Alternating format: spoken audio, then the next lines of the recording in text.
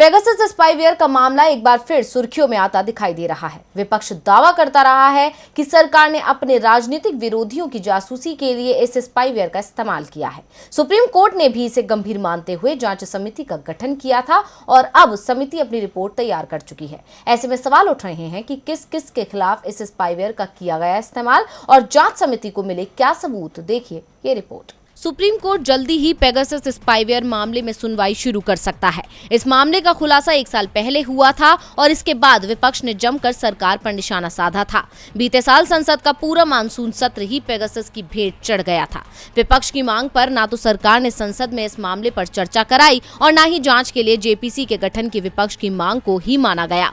बाद में ये मामला सुप्रीम कोर्ट तक पहुंचा। सुप्रीम कोर्ट ने भी इसे बेहद गंभीर माना और 21 अक्टूबर 2021 को सीजेआई एनवी रमन ने रिटायर्ड जज आरवी रविंद्रन की देखरेख में पेगासस मामले की जांच के लिए एक समिति का गठन किया था।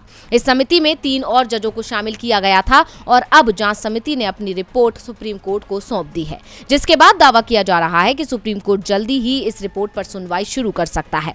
दरअसल जुलाई में ग्लोबल मीडिया कंसोर्टियम ने खुलासा किया था कि भारत सहित दूसरे देशों की सरकारों ने हजारों लोगों की संभावित तौर पर जासूसी की है। इसके लिए पेगासस स्पाईवेयर का इस्तेमाल किया गया है। पेगासस स्पाईवेयर को ऐसे लोगों के फोन तक पहुंचाया गया जिनकी जासूसी की जानी थी। जिन लोगों की जासूसी की गई उसमें राजनेता, सामाजिक कार्यकर्ता और पत्रकार भी शामिल हैं। सरकार ने इसके लिए इजराइल की कंपनी एनएसओ ग्रुप से पेगासस स्पाईवेयर को खरीदा था। दावा किया गया था कि एनएसओ ग्रुप सिर्फ सरकार और रक्षा मंत्रालय के साथ ही डील करता था। ऐसे में भारत सरकार सवालों के घेरे में आ गई। एक अमेरिकी समूह ने तो यहां तक दावा कर दिया था कि 2017 में पीएम मोदी जब इजराइल के दौरे पर गए थे, उसी समय पेगासस को लेकर समझौता हुआ था। रिपोर्ट्स की माने तो कांग्रेस नेता राहुल गांधी और उनके कुछ सहयोगियों, तृणमूल कांग्रेस नेता अभिषेक बनर्जी और चुनावी रणनीतिकार प्रशांत किशोर, केंद्रीय मंत्री अश्विनी वैष्णव समेत कई अन्य लोगों की जासूसी पेगासस के जरिए की गई।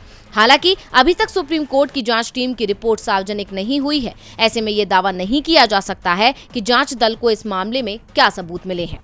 डीवी लाइव की रिपोर्ट।